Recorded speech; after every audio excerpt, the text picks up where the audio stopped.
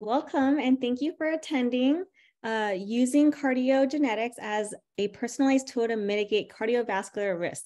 I'm Dr. Lily Lu Wang, and I will act as your moderator.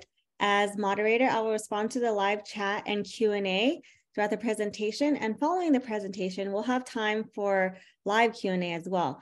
Attendees are in listening mode, so please submit your questions in the virtual Q&A or chat application. The content of this webinar is for educational and information purposes only. The information is not to be interpreted or mistaken as clinical advice. Please consult a medical professional or healthcare provider for medical advice, diagnosis, or treatment. And now let me introduce you to today's presenter, Dr. Kim Bruno, who is a clinical lab educator here at Vibrant America.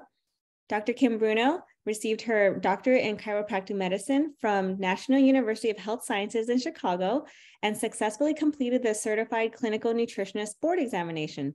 She has continued her postgraduate education through the Institute for Functional Medicine, the Clinical Nutrition Certification Board, and Lyme's master courses. Dr. Bruno has dedicated her career to working to find the root cause to patients' medical issues, as well as providing a prevention model of healthcare. Prior to coming to Vibrant America, she owned a private practice and worked hand in hand with a variety of healthcare providers in multidisciplinary practices. Most recently, she was a functional medicine director at the largest immunology clinic in Colorado and specialized in complex care of patients with multiple chronic immune conditions. Dr. Bruno is a Colorado native who enjoys hiking and paddleboarding. She finds the most joy in spending time outdoors in nature with her husband and 2 daughters. So I will bring it over to you now, Dr. Bruno. Thank you so much, Dr. Lily. Hi, everyone. I'm so excited to be able to spend this evening with you going over cardiogenetics. It is the last day of Heart Month, and we are really excited to be able to share this information. All right, without further ado, let's go ahead and get started. So a lot of us already know these statistics, right? We've heard these statistics, we've heard them for a long time, whether it was in school, since being in school. But the interesting thing is that although we know that cardiovascular disease is the #1 cause of mortality and morbidity here in the United States, we sometimes don't think about like that statistic hasn't really changed much in 40 years. So we got to be doing something wrong because we are not being able to make an impact when we know this is the #1 cause of mortality and morbidity. So we really need to dig a little bit deeper and try and figure out why the current treatment plans, current evaluations are not working, because 110,000 deaths annually, which is approximately 1 in 4 deaths, is a lot of deaths.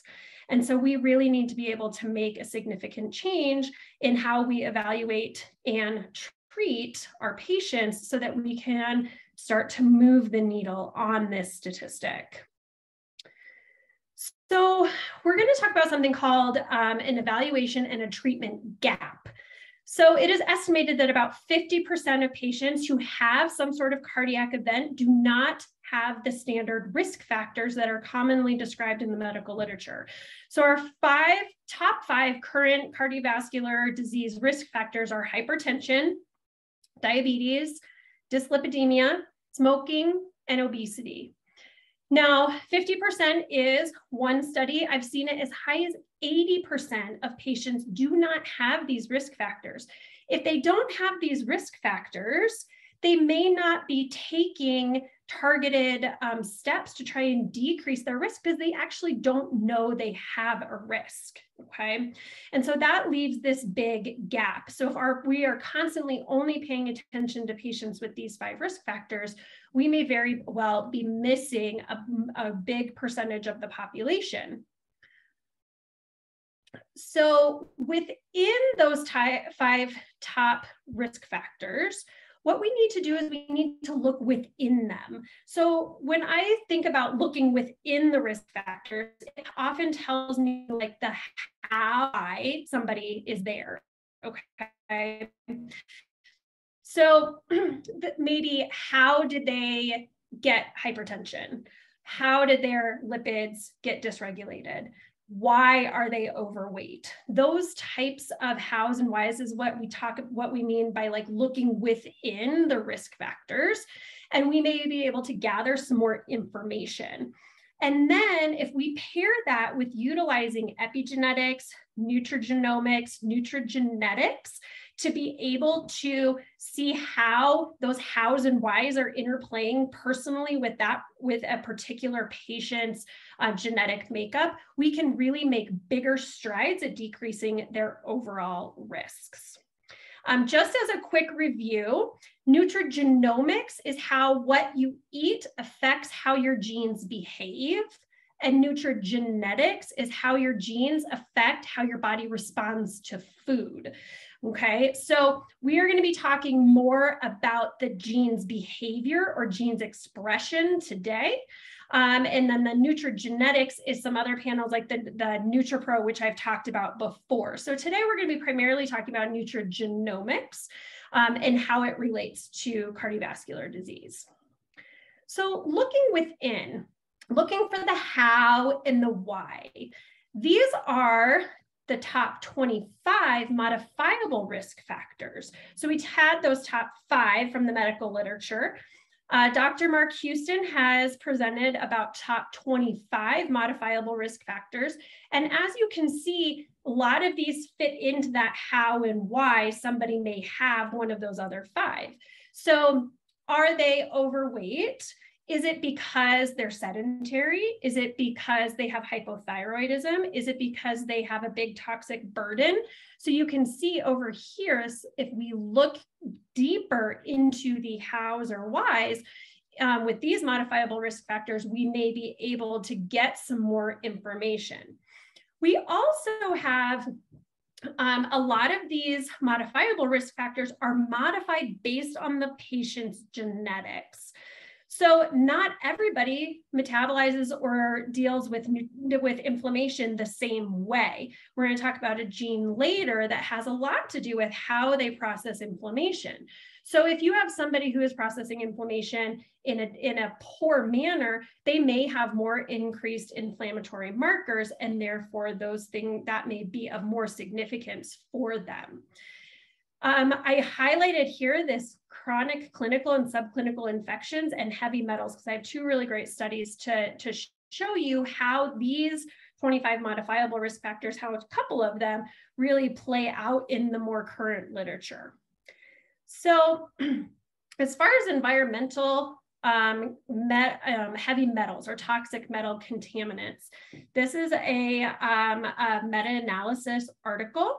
And what this is telling us is that certain metals increase the relative risk of cardiovascular disease, coronary heart disease, and stroke. This is a great infographic that goes on it. The link to the article is here so that you can look at it too.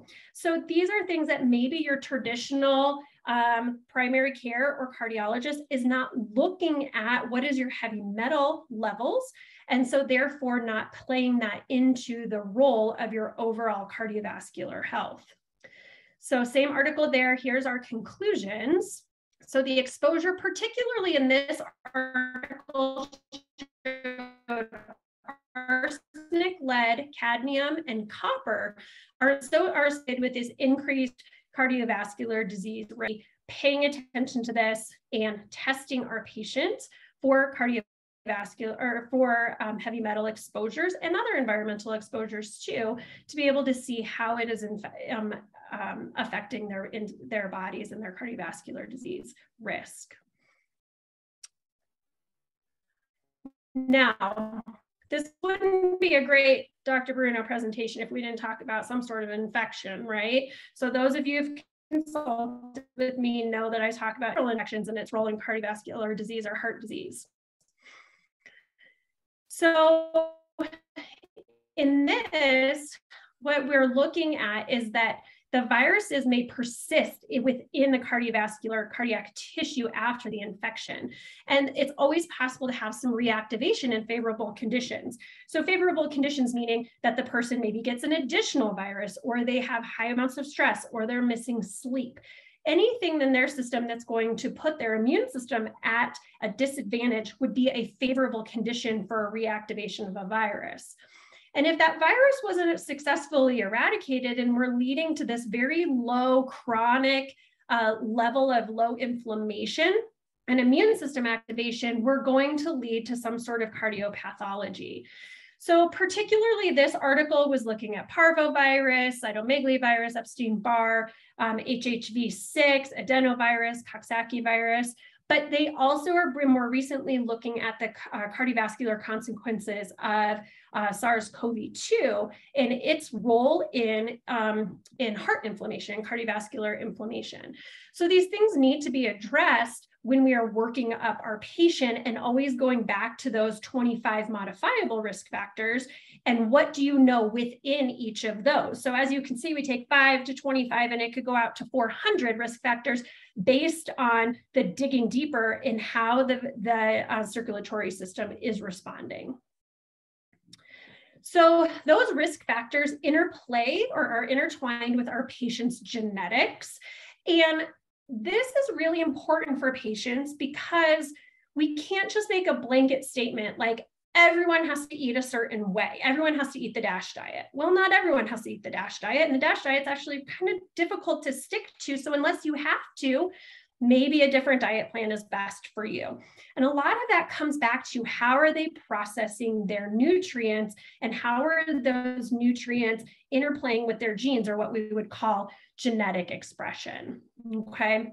So some key points about genetic-based heart health decisions, like how do we create this really personalized and proactive and preventative healthcare plan when it comes to cardiovascular health? Well, here's some keys that we really want to start with before we start diving into the test. First of all, the human genome is about 99% identical to our Paleolithic ancestors. What's different is our environment and our nutrition, particularly macro and micronutrients, what we consume, what we don't consume, what types of nutrients are in our soil, what types of toxins are also in our soil. All of these things, the changes in our environment and what is how we are eating is really playing a role in intertwined with our genetics. The other thing that's really important is there is not just one gene that gives you kind of a positive family history for coronary heart disease. We can't just say, oh, if I have this one gene, then that means I'm gonna have a heart attack. And if I don't have that gene, I'm not gonna get it. Rather, looking at a cluster of genetic SNPs as it relates to those risk factors. And that is what helps us to figure out what's going on with the vascular biology, and then helps us to be able to have treatment plans to modify and create a better outcome for our patients. So we're really looking at a cluster, which is why the CardiaX, which we'll talk about here in a couple of minutes, is such a powerful test because it has that cluster that we really need to see. Studies also show that when a provider shares results of genetic tests with a patient, the patient is more influenced to make the lifestyle changes. We know that lifestyle can help people modify their cardiovascular risk. 80% of cardiovascular risk can be modified by lifestyles, but what lifestyle programs do they need to be on? Which ones are going to be most effective for them? Where do we need to be overly aggressive with those lifestyle treatment plans? And where can we maybe back off? Those are all going to be very important, and being able to utilize it from a genetic perspective, the patients are more on board because they're like, this is related to me, not just what is like the latest craze. Okay. So we are going to do, before we get too far into the weeds, I'm going to do a quick, like 3-slide little overview on genetics, so that when we're reading the report and I'm going through the case study, yes, there's a case study at the end because I know everybody loves case studies, we will be able to know what we're talking about. Okay. So there are gene mutations, and then there are SNPs. The single nucleotide polymorphisms, or SNPs, that is what we are talking about. That is when there is a base substitution. It is not an insertion, it's not a deletion, it's not a duplication. Genetic mutations are rare. We're talking SNPs and how it changes the function or alters the function within the genetic coding. Okay, so you see here within the DNA molecule, we're going to switch out. We have some base pair switching. We're going to have an altered protein, meaning we're going to have altered representation within the metabolism. So it's going to be this substitution at a specific position on the genome. So you're also going to see on the report something called an RSID. An RSID is a specific location within the gene. So one that we always think about is MTHFR. The RS number would be the 677 or the 1298, depending on where this germline substitution takes place, okay? But what I think is also really important for us to understand around genetics is that although these are amazing markers to really show us what is the potential or what is our patient predisposed to, they're really best used in combination with their other labs. And so the case I am going to do is going to be the CardiaX, so the genetics, in combination with the advanced lipid panel, so that you can see how these things go together. All right, so when we're in the test, just again, another review, homozygous wild type, this is the base pair that is most commonly found in nature. Not necessarily always good, right? Sometimes we get that idea of like, oh, that's the good one. Well, depending on the gene, it's just really the most common. The heterozygous means we have one base pair change. Sometimes that poses a genetic risk and sometimes it does not. And then we have our homozygous variant. It is also classified as homozygous mutant. However, I prefer to say variant because I found that in doing genetics, my patients didn't really love to be referred to as mutants. So this usually presents a genetic risk to the patient. We have two base pair changes. So you're going to get a very altered protein and altered metabolism when we're dealing with a homozygous variant / mutant type situation, okay? So that's our terminology there. This is what it looks like. And I like this picture because it's really helpful for us to think about what is going on with this kind of nutrient and gene interaction. And I want you to think that it is more of a dimmer than it is a switch, okay? So we're not dealing with a switch. We cannot turn these genes off or turn them on, but we can change their expression, right? And you can move a dimmer pretty darn low, even though there might always be a little bit of light there, but you can push yourself over into that beneficial outcome. You can lower lipids, lower glucose, lower blood pressure. But the patient can also do the opposite, right? If they decided to change those types of lifestyle modifications and they just decided that they wanted to, eat whatever they wanted and not exercise and have toxic exposures or whatever, like we might really flip that dimmer to be very high and having a lot more detrimental outcome. So why does it matter? And some of these things I've touched on already, but I do think within the world of heart health, because it is the #1 cause of morbidity and mortality, and it's so modifiable by lifestyle, I think that people or companies, other people who are maybe creating programs can really jump on that, and they can start creating programs that it's like a one size fits all. And some of those programs contradict each other. And then our patients get confused and they're wondering, why did this work for my friend and it didn't work for me? And how do I feel worse on it? Or why do I feel good on it? And my patient or my other friend can't lose weight or whatever. And so we really need to make sure that these types of changes are going to be specific for how their body is metabolizing. Knowledge is really power for patients. And just like we talked about how patients can be more compliant when they know their genetics, I think that by knowing their genetics, but also knowing that dimmer idea, and then what are the modifications they can do to decrease the dimmer so they have more beneficial outcomes, is really important. And what I think is also most, which is really helpful, is that I like to say that it helps our cardiovascular labs come to life.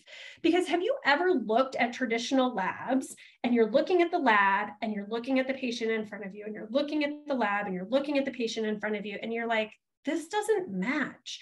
It doesn't match what they're telling me they're eating. It doesn't match their body composition.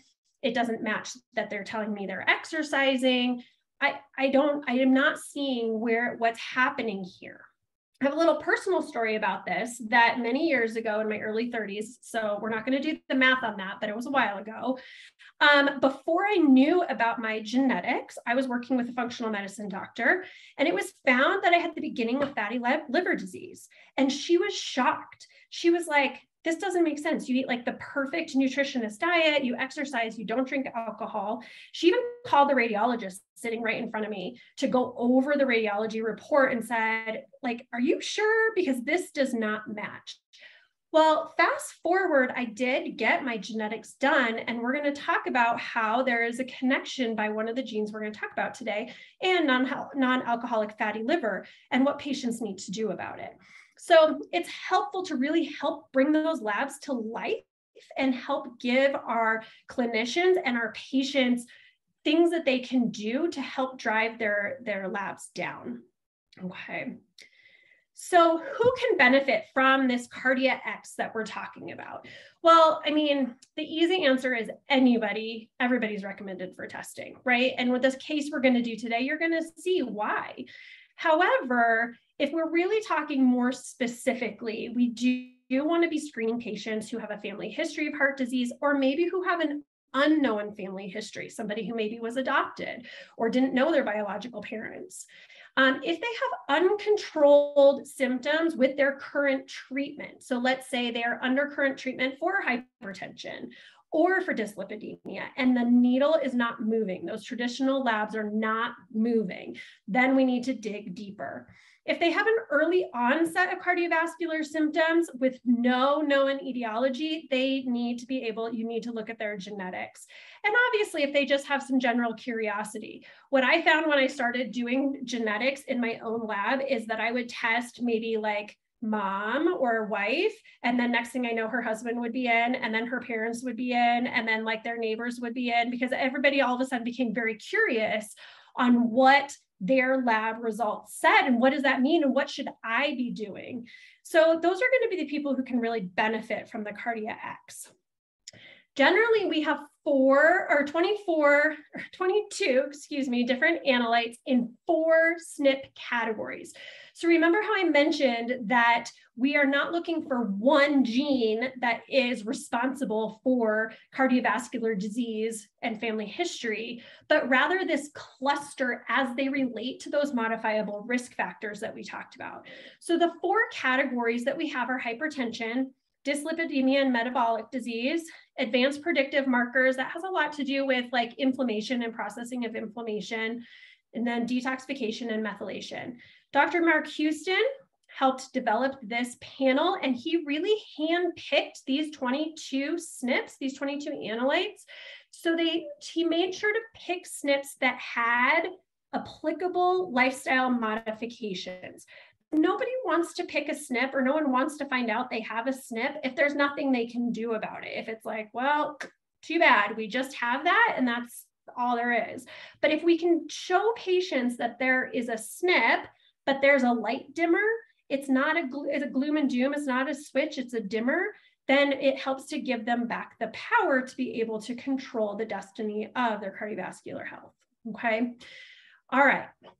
So although I'm sure you all would love to spend like 5 hours with me this evening, we don't have that amount of time. So 22 different SNP analytes is a lot to go through. So what we're going to do is I'm going to just show you the different analytes per category, per 4 categories. And then we are going to do a deep dive into one SNP per category, and then we're going to do a case. Okay. All right. So hypertension, these are the analytes that we talked about that we look at for hypertension. You can see it's not that they just cause hypertension, right? They really are talking about anything from hypertension to aortic stiffness, tachycardia, arrhythmias, how patients are processing sodiums, how they're processing caffeine, to be able to see what is the why. Why does somebody have hypertension? That's more important than the fact that it's just they have hypertension and we should just say, oh, that's one of the risk factors, they have hypertension, okay?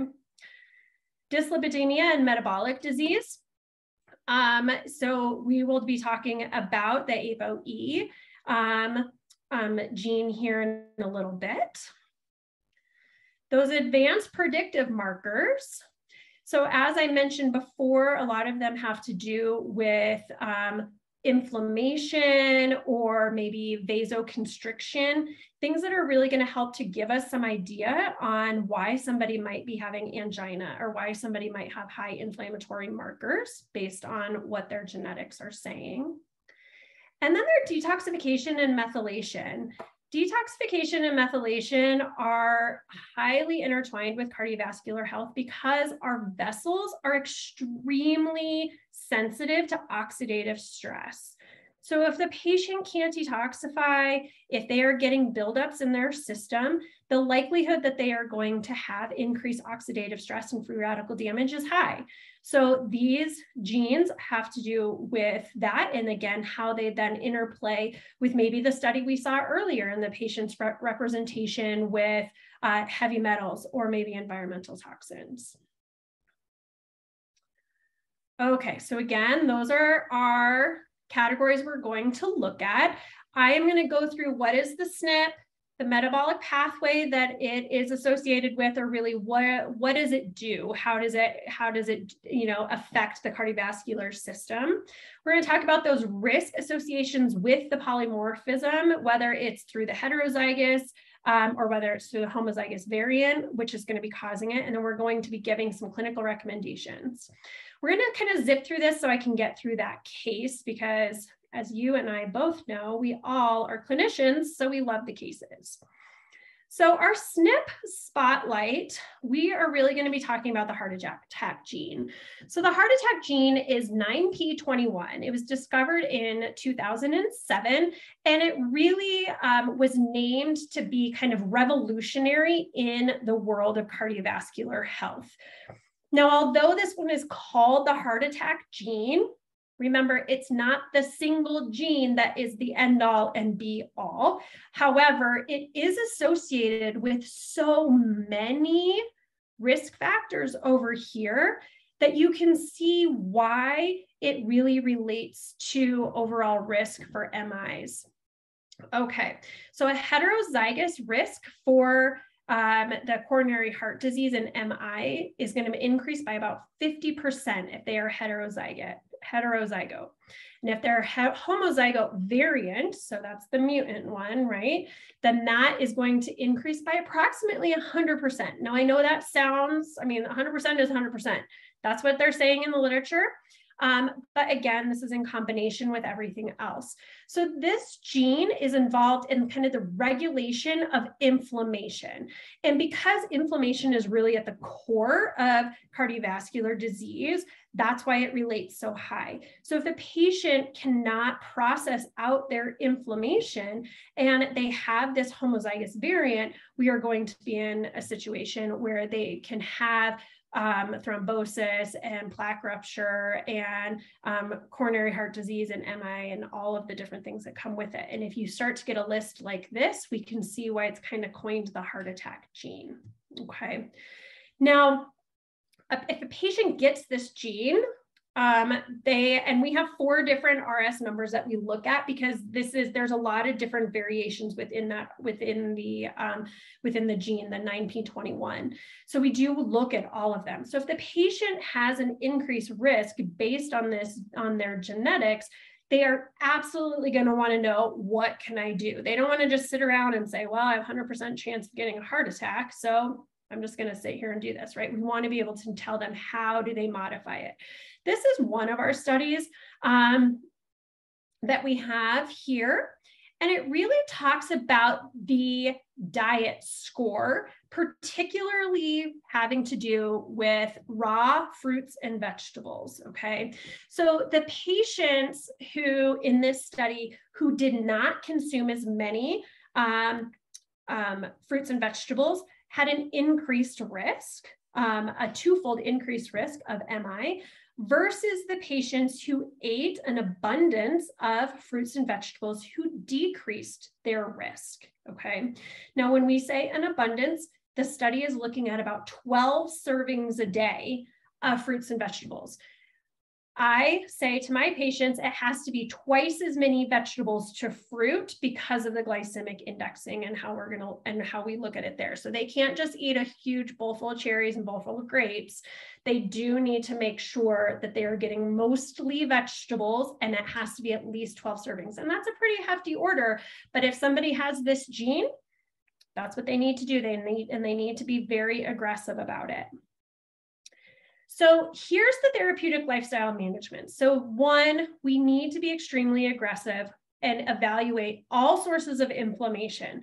The infections we talked about earlier, the toxins we talked about earlier, their lack of sleep, which can increase, so they need to be screened for sleep apnea, that can increase inflammation, their stress.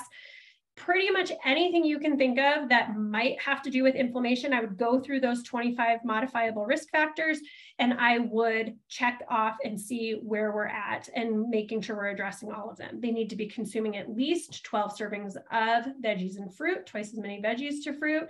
They also need to limit all of their carbs and starches, no white foods, no added sugars. Definitely no sweetened beverages. There's another study that has to do with increasing MI risk just based off of consuming sweetened beverages when this gene is in the variant form. They need to make sure that they have an ideal body weight, and they have to exercise. The kind of sweet spot for this gene is 4 times a week for at least an hour. So these are very targeted approaches that we can tell our patients rather than just saying, well, you should eat some vegetables and you should maybe go to the gym, right? This is what the research is saying that's going to help to decrease their overall risk of an MI. So for detoxification and methylation, we're looking at the GSHPX, which is going to be our gene for glutathione peroxidase enzyme, which is, of course, our master detoxifier. And we know this, we know glutathione in a lot of different realms when it comes to toxic load and mycotoxins. This is particular for our cardiovascular risk. So glutathione does help to really keep your blood pressure low. It decreases your risk of MI, left ventricle, I'm just missing that up. Ventricle hypertrophy, thank you very much. Coronary heart failure. So we're really going to be decreasing our risks there.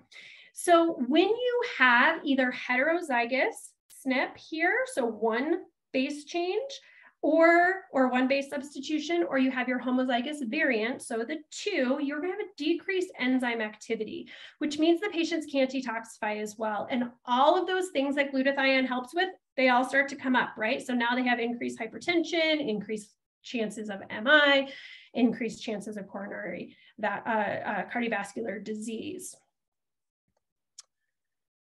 So they do need to be taking precursors to glutathione. You could also give them liposomal glutathione or something that is more bioavailable so they can make sure to get it into their system. We do need to supplement, the studies are showing, in addition to NAC and glutathione, some selenium, and they need to be having an antioxidant-rich diet. They also need to decrease their bucket. And if you've seen some of us on the clinical team talking about the total toxic burden, we give this bucket analogy, and they really need to decrease their bucket. So they need to be maybe eating organic or following at least the Dirty Dozen and the Clean 15, evaluating their personal care products. What kind of hobbies do they do that are maybe exposing them to different types of chemicals? And then if they have this gene, either heterozygous or homozygous variant, they should regularly be evaluated for their total tox burden so that we know that we're not missing anything and we're processing everything out with the current management that we are giving them. Our hypertension gene is CYP1A2. This gene is responsible for 95% of the metabolism of caffeine through the liver. And so if you have a genetic polymorphism, you have altered caffeine metabolism. Now, if you are someone who is homozygous wild, lucky you, because you actually are fast metabolizer and you have a decreased risk of hypertension and MI. These are the people who are like, oh, I can drink like an espresso and go to bed, like no big deal. That is not me. I am definitely falling into the slow metabolizer part of this test. And so that is going to be a poor liver clearance, or they're not metabolizing that caffeine very well. This is going to increase their chance of tachycardia, hypertension, stiff arteries. And so these are going to be the patients who either they really notice when they have caffeine, or maybe they don't see the direct correlation, like they drink their cup of coffee and they feel like their heart is going to beat out of their chest, but they're somebody who is drinking a cup or two of coffee and their hypertension is not getting any better. And the doctor's like, I'm not really sure why I'm treating you for your hypertension, but it's not getting any better. The risk for hypertension and MI is based on the amount of caffeine consumption and their age. So patients maybe weren't as sensitive or didn't notice as much when they were younger, but the older they get, and usually that also means more caffeine that they're drinking, they are going to notice more of the adverse effects of this particular gene. So what do they need to do? Well, the first thing is they need to stop caffeine, right? So that it is noted that slow metabolizers should have no more than 200 milligrams of caffeine per day. But ideally, they really should eliminate it from all sources, not just coffee, but also tea and sodas and foods like chocolate and any types of medications or supplements, any type of, anywhere that you could find caffeine, it really needs to be taken out of the system. For the heterozygote folks, I would also just at least screen them. If they have hypertension, I would probably limit it, maybe do the 200 milligram limit for them. Or if they are having adverse effects, if they say, well, if I drink too much coffee, I get, a racing heart, or even if I just have my one cup, I'm getting a racing heart, then they probably need to stop that too, okay? All right, ApoE, this is part of the dyslipidemia and metabolic disease category. So this is our fourth category. So apolipoprotein E is primarily produced in the liver and the brain. This is the genetic SNP that I was talking about that has to do with a non-alcoholic fatty liver. So, and that's because it's primarily produced there in the liver, and how is it affecting with the LDL? So it has to do with an individual's susceptibility to dietary fats. And because there are three possible variations or alleles, and each individual carries two, there's several different combinations. So it's not just your standard homozygous wild, heterozygous, and homozygous variant, as much as we're looking at these like E22s or E34s.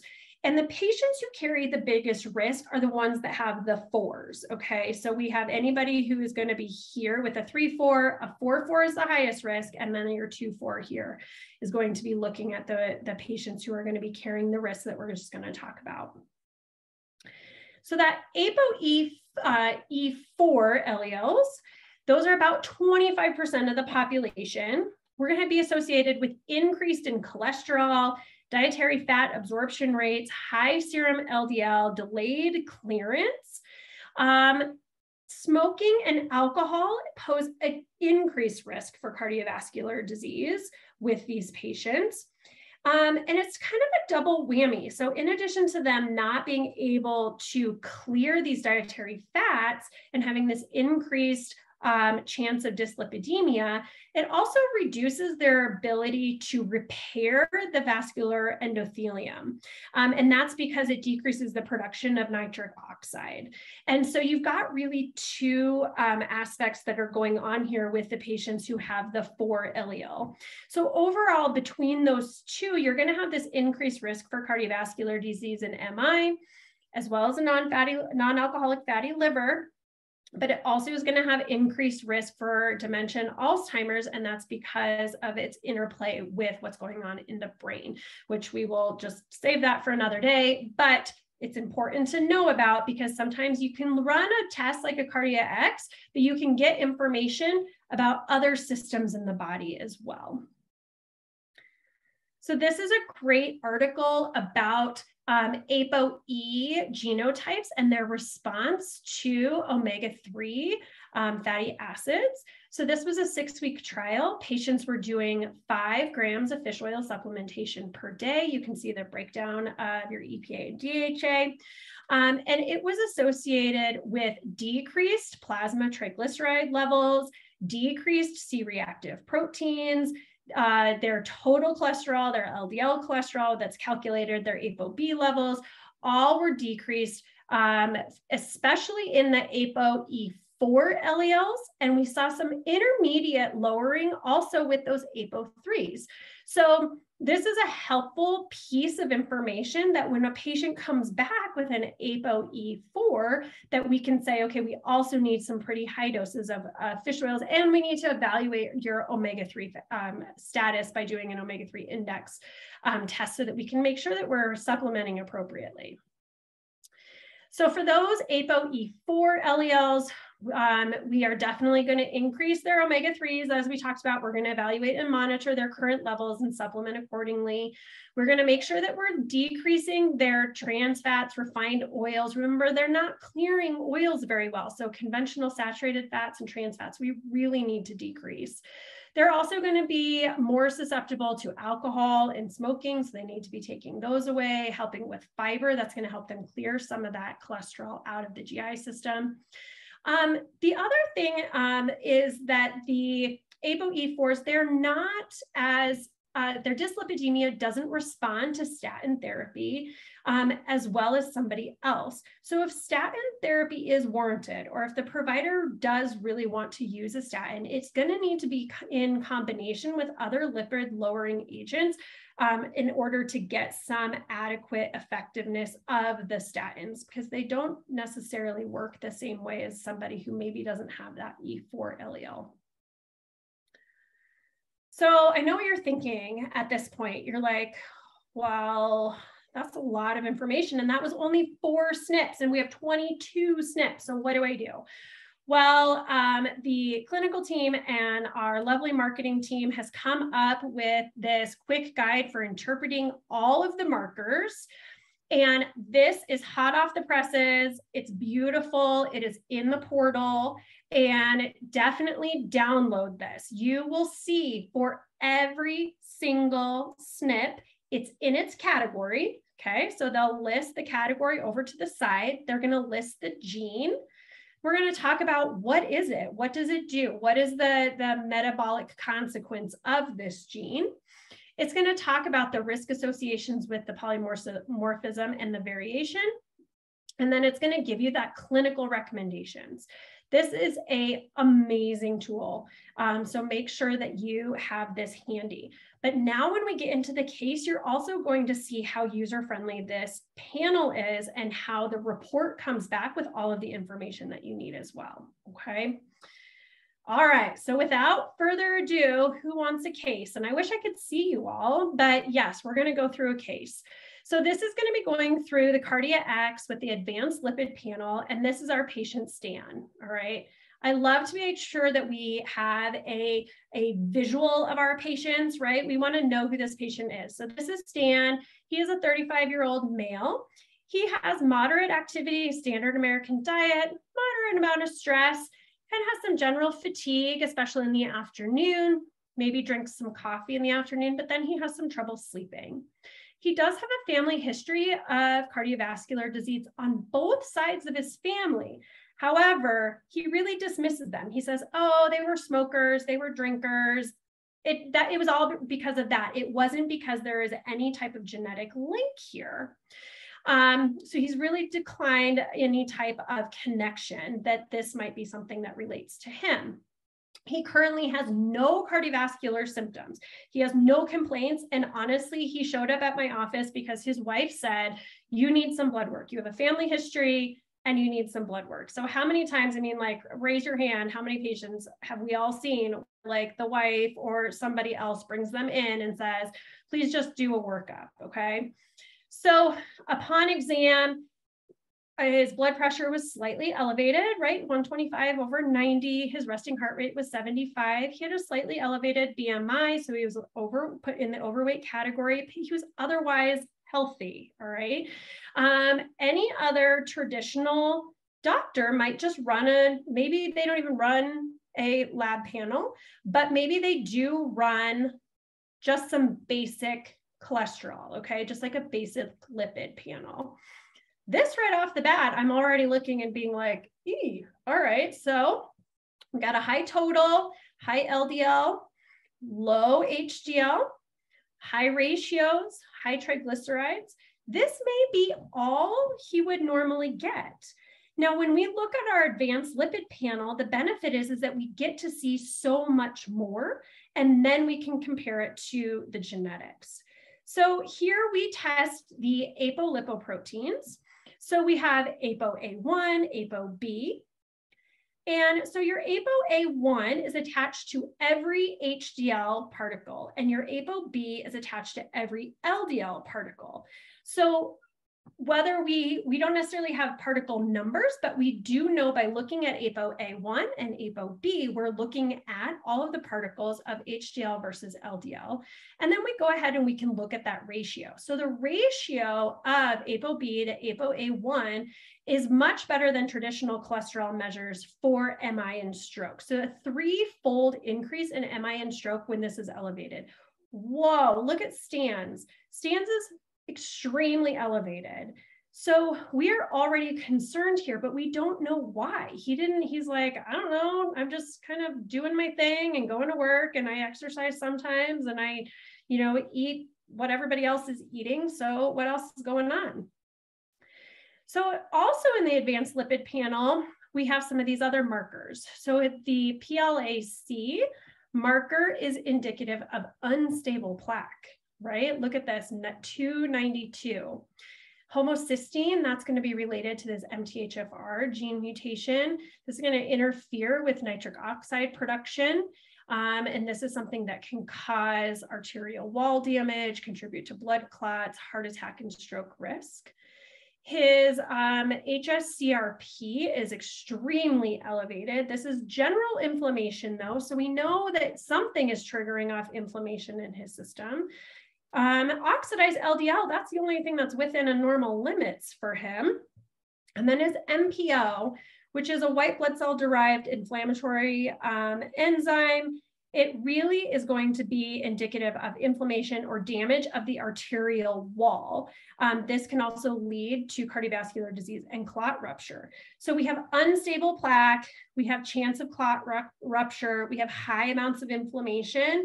Like this patient, we're so glad that his wife drug him into the office to be able to look at his labs. A little bit more in that advanced lipid panel. So he has small, dense LDL remnants. Think of this as like sand, okay? I used to explain it as like little BBs versus like big bouncing balls, but but sand I think is a really good analogy because it really just kind of collects and embeds. If you've ever been to the beach, if you've ever camped on the beach, you know that sand gets in everywhere and stays there forever, right? And it builds up in all those crevices. So when we have an elevated small, dense LDL remnants, we have a 3-fold increase in MI.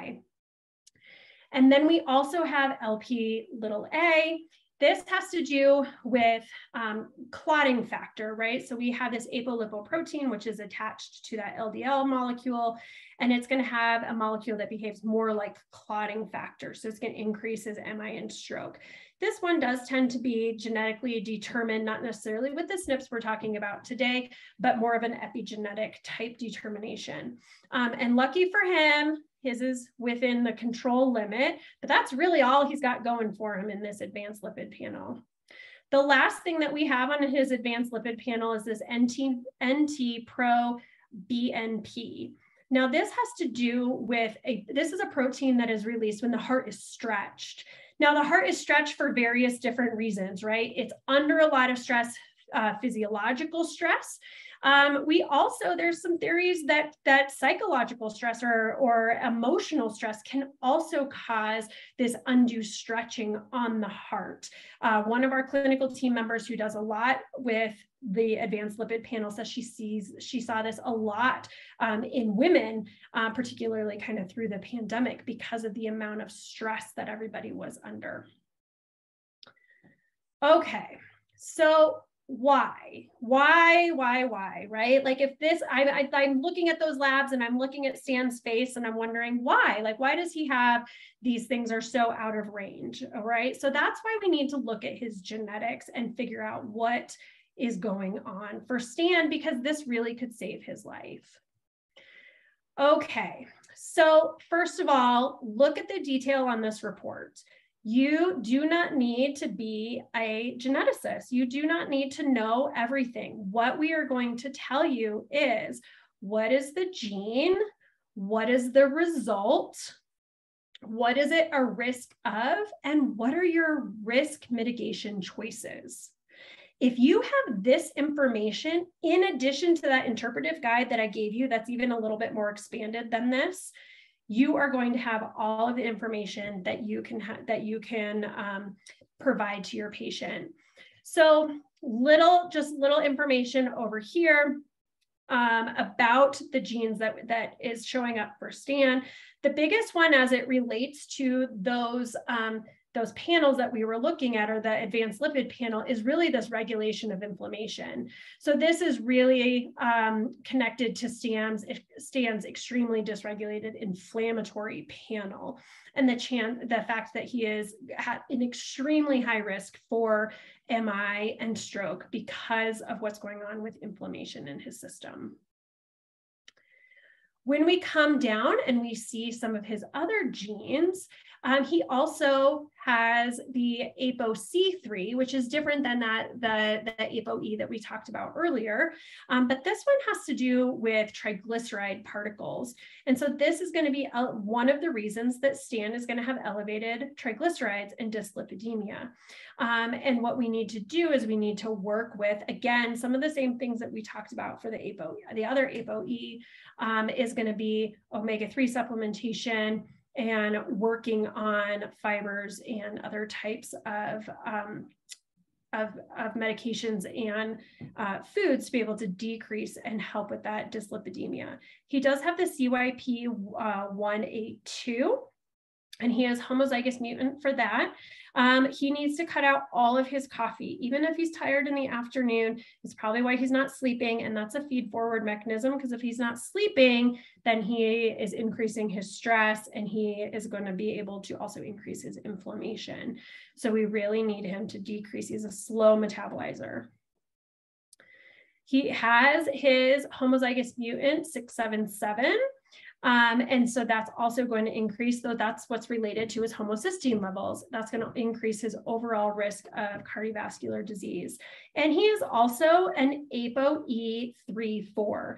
This is going to do with his elevated LDLs, his elevated triglycerides. He would not be responsive to a statin therapy. So if we would look back on our slides and we would see that initial just lipid panel, that maybe, would be a standard screen for someone, and they would say, oh, your total cholesterol is a little high, your LDL is really high, your HDL is low, I'm just going to throw you on a statin. Probably wouldn't work for Stan, and that's because of this particular gene. Okay, it also is going to tell us what are his heterozygotes. And so at this point, you can decide if there's anything within the heterozygotes that have additional treatment action items that you didn't already address in what was in his homozygote variant. Because at that point, especially with Stan's test, he probably is going to he already has a pretty lengthy list of things that he needs to do. But if there's something in addition, you can use your clinical judgment and you could add that in. So this is what Stan's treatment plan looks like based on all the information that is in the clinical resources and the lab report that I gave you. So with looking at his test, we are going to do a comprehensive evaluation of those 25 modifiable risk factors as they're relating to his genetics, especially as they relate to inflammation. So if you're looking through those 25, anything that could be a trigger of inflammation, whether it's an infection or a heavy metal or lack of sleep or high stress, whatever it might be, it needs to be evaluated. We have to be aggressive about this because of that 9p21, and he has all 4 of them, all homozygous mutant. So he needs to be aggressive about an anti-inflammatory diet. He needs to have at least 12 servings of whole veggies and fruits a day. Remember our 2-to-1 ratio, and he has to eliminate his carbohydrates. He is not going to love us very much because we're also going to take away his caffeine and his alcohol and decrease his sodium.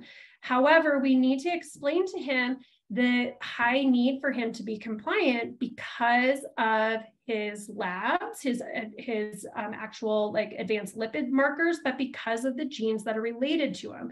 So we need to have that sense of urgency that he has to be able to get this done.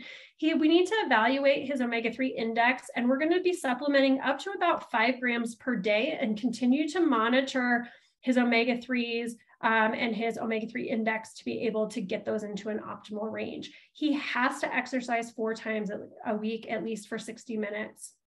And he also needs some stress management techniques. Because of his MTHFR, we're going to start him on some methylated B complex, zinc, trimethylglycine. And then we have to aggressively monitor him because we need to make sure that the advanced lipid markers are starting to come down. And so maybe someone who didn't have a genetic profile like Stan's, we wouldn't necessarily need to monitor every 4 months. But we do need to monitor the advanced lipid markers with this particular patient because of how serious his genetics are. Now, pairing the advanced lipid panel with the cardiogenetics, with this information, this could really save his life. I mean, he was on the brink of a cardiovascular incident that he didn't even know about. And he was not aware of how aggressive he needed to have this treatment plan created or to follow. So remember, you have the clinical resources. You don't have to remember all of these things. You just need to be able to just get the report, pair it with your current results, advanced lipid panel to be able to help them kind of bring to life, and then come in and use the quick guide. There also is a cardiovascular health or cardiac health food plan that is located in your portal under the CardiaX folder. And you can go through it breaks everything down, very easy to read for patients, helps them to understand what foods are a high antioxidant, which ones are high omega-3s, which ones are high in fiber. It breaks them down per food category. So you could give them this as their anti-inflammatory diet and then make sure that they have those other little nuances of, okay, you also need to have a certain grams of fiber and you also need to have a certain amount of fruits and vegetables based on what we're seeing in your genetics. So thank you so much for joining me tonight. I do think that this test is one that should really be more utilized by providers. And you have the tools between the lab test and the interpretation guide and food plans. You really can have the tools to change the trajectory of your patient's health and outcomes cardiovascularly. So I thank you so much for joining me this evening, and I'm going to turn it back over to Dr. Lily. All right. Thank you, Dr. Bruno, for such an informative and helpful presentation.